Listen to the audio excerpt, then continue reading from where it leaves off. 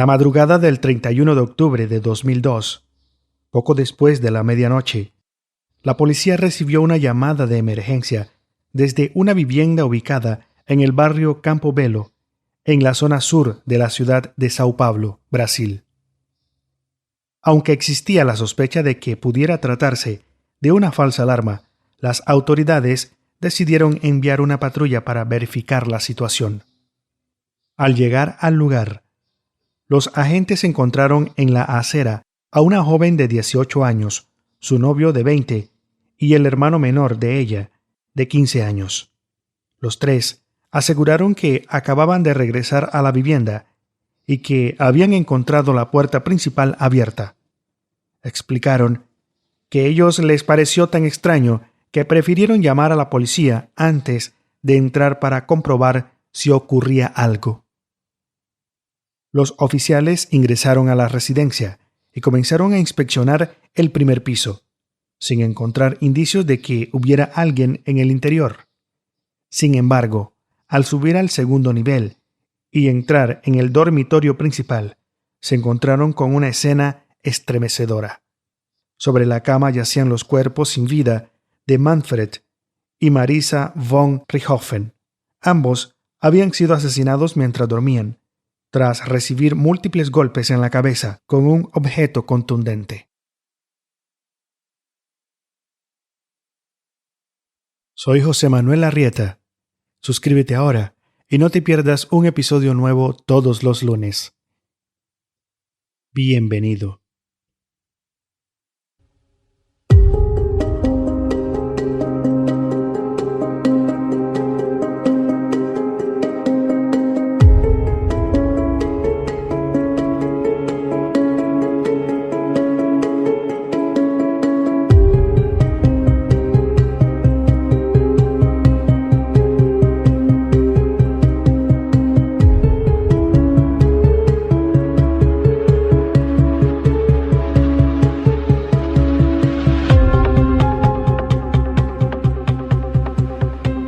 La mansión de la familia von Richthofen, en el barrio de Campo Belo, en la zona sur de la capital paulista. Una casa de clase alta, con jardín y todos los lujos. Todo lo que una familia acomodada podría tener. Esa noche, Manfred y Marisa von Richthofen fueron atacados en su propia cama. Les dieron 21 golpes en la cabeza, con barras de hierro. Fue una masacre. La investigación reveló algo que estremeció a todo el país. Los asesinos no habían sido desconocidos. No era un robo. La mente detrás del crimen no era un sicario ni un enemigo de la familia. Era la hija, una joven de 18 años, rubia, de ojos claros, buena estudiante que parecía tener todo. Susanne von Richthofen. El crimen fue planeado durante meses. Ella y su novio, Daniel Craviños, hablaban de lo bueno que sería si los padres no existieran. Daniel ejecutó la masacre junto a su hermano Christian, pero fue Susanne quien los llevó hasta la casa, abrió la puerta, cerró los ojos, tapó sus oídos y esperó mientras sus padres morían. Susanne Loise von Richthofen nació en Sao Paulo el 3 de noviembre de 1983. No le faltaba nada. Apartamento de lujo en un barrio exclusivo, viajes internacionales, los mejores colegios, todo el dinero del mundo. Pero faltaba algo que el dinero no puede comprar, según ella misma, el amor. Susanne describe su familia como un abismo. Su infancia, según su relato, estaba marcada por la frialdad. No había abrazo ni palabras de cariño, solo notas altas, siempre notas altas. No había demostración de amor ni de ellos para nosotros, ni de nosotros para ellos, declaró en un documental reciente. Su padre, Manfred, era un alemán de origen aristocrático, médico, exitoso, de pocas palabras. Mi padre era cero afecto, dijo Susanne. Su madre, Marisa, aún tenía algo. De vez en cuando los abrazaba y los sentaba en su regazo, pero era muy raro. También presenció violencia. Susanne dice haber visto a su padre estrangular a su madre contra la pared cuando ella era niña. Fue horrible, recuerda. Ella y su hermano Andreas crearon un mundo paralelo dentro de la casa. Se protegían el uno al otro. Era un refugio para nosotros dentro de casa, afirmó. Y luego llegó él. Daniel Craviños. Susanne conoció a Daniel Craviños cuando tenía 16 años. Él era 2 años mayor y venía de un mundo diferente.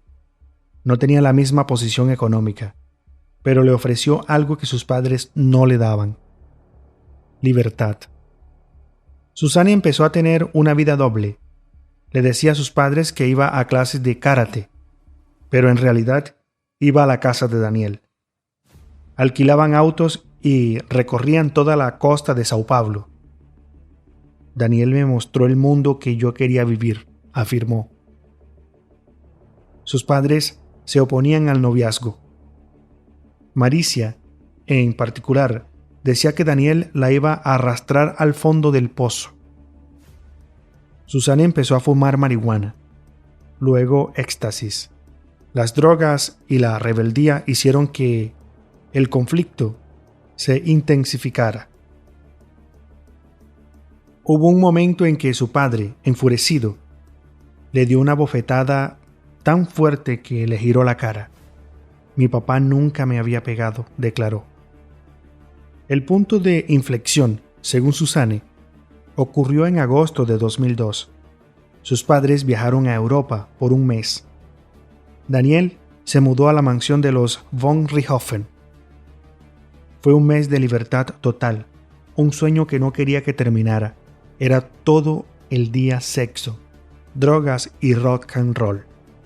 Ese mes lo cambió todo, declaró riendo durante un testimonio. No quería que esa sensación terminara, no quería volver a la realidad de una familia fría, de reglas estrictas, de una madre que no aprobaba su noviazgo. Cuando los padres regresaron de Europa, Susanne tuvo que volver a su antigua vida. Las salidas terminaron. Las mentiras se volvieron más complicadas. La guerra con sus padres se endureció.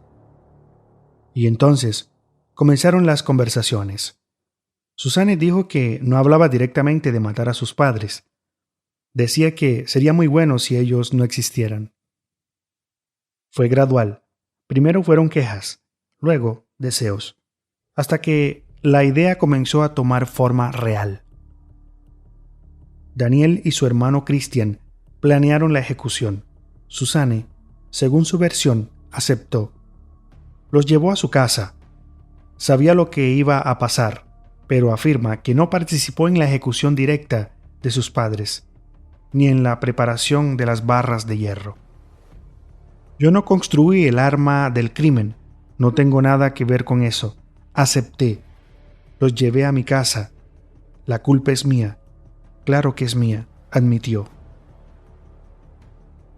El 31 de octubre de 2002 era viernes. Esa noche, Susanne confirmó que sus padres estaban dormidos. Llamó a Daniel y a Christian. Subieron al segundo piso. Manfred y Maricia fueron atacados en su cama.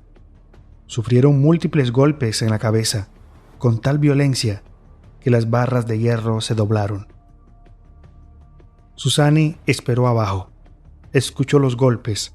Se tapó los oídos para no escuchar los gritos de agonía. Me quedé en el sofá, con la mano en la oreja para no escuchar nada, declaró.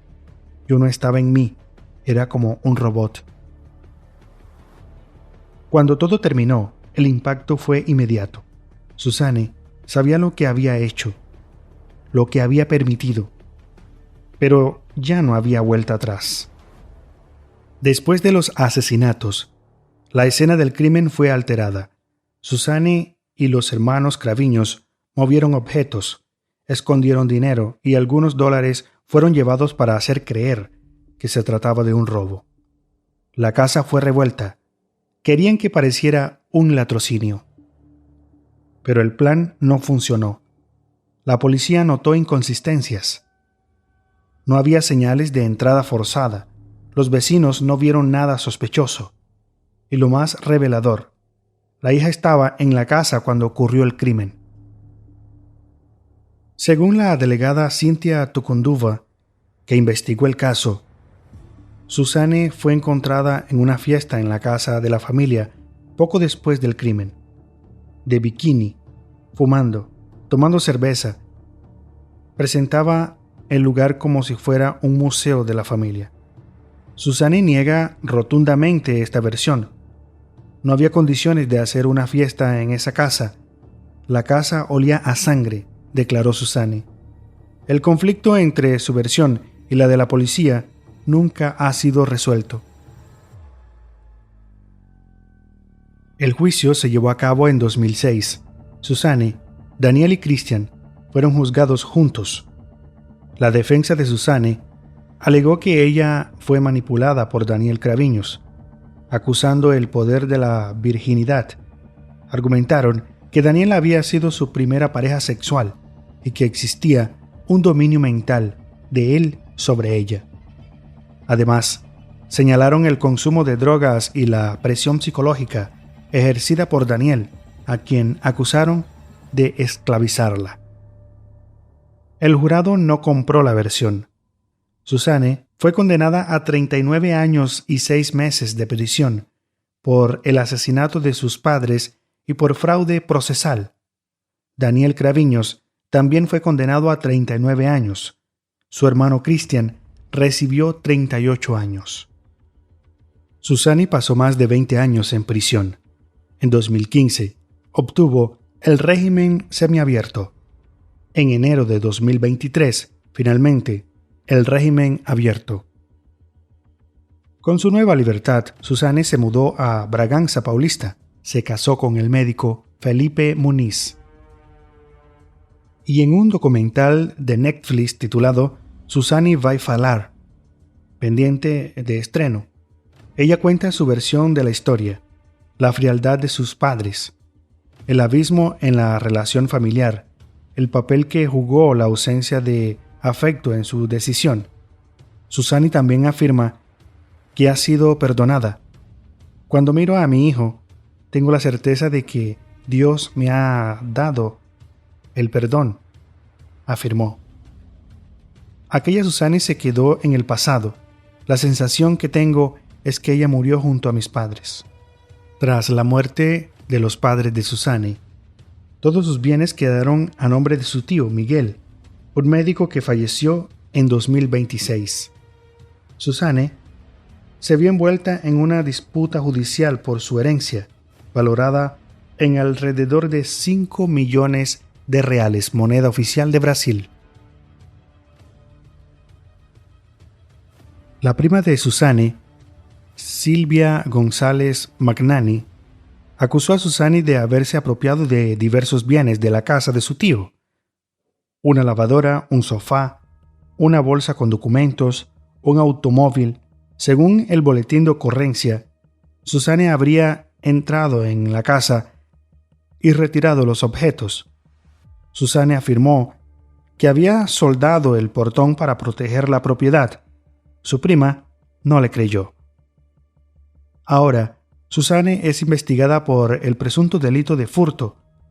Si se comprueba el delito, puede ser enviada de vuelta a la cárcel. Su libertad está en juego. En el caso de Suzanne, no es solo un crimen, es una tragedia en todos los sentidos. Una niña que creció en una casa fría, sin afecto, buscando el amor en brazos equivocados. Una adolescente que se sintió atrapada. Una hija que no supo cómo escapar de su propia vida.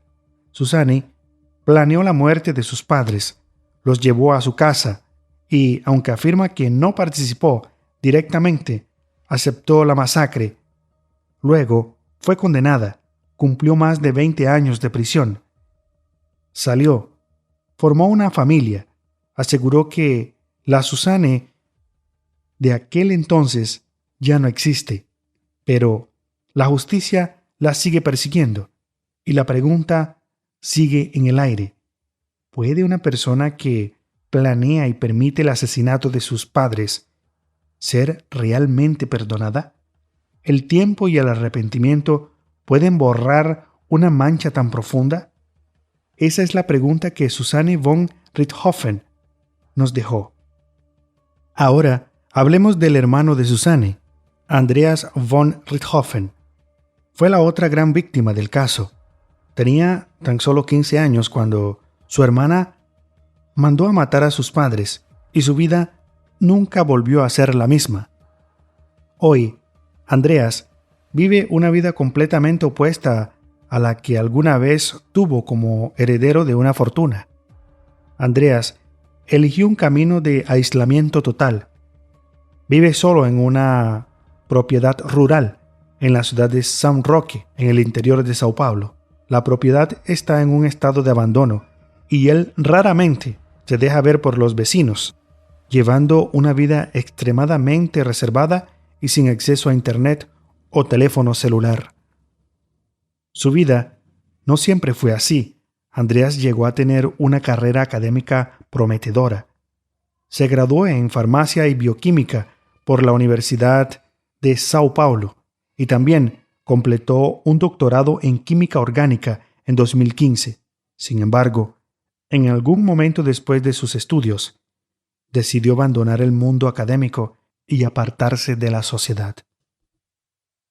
Andreas heredó una fortuna de aproximadamente 10 millones de reales, casi 2 millones de dólares, tras la muerte de sus padres. Un patrimonio que incluía la mansión donde ocurrió el crimen, casas en barrios de lujo de Sao Paulo y propiedades rurales. Esta herencia, que debía ser su estabilidad, se convirtió en una fuente de problemas. Dificultades financieras.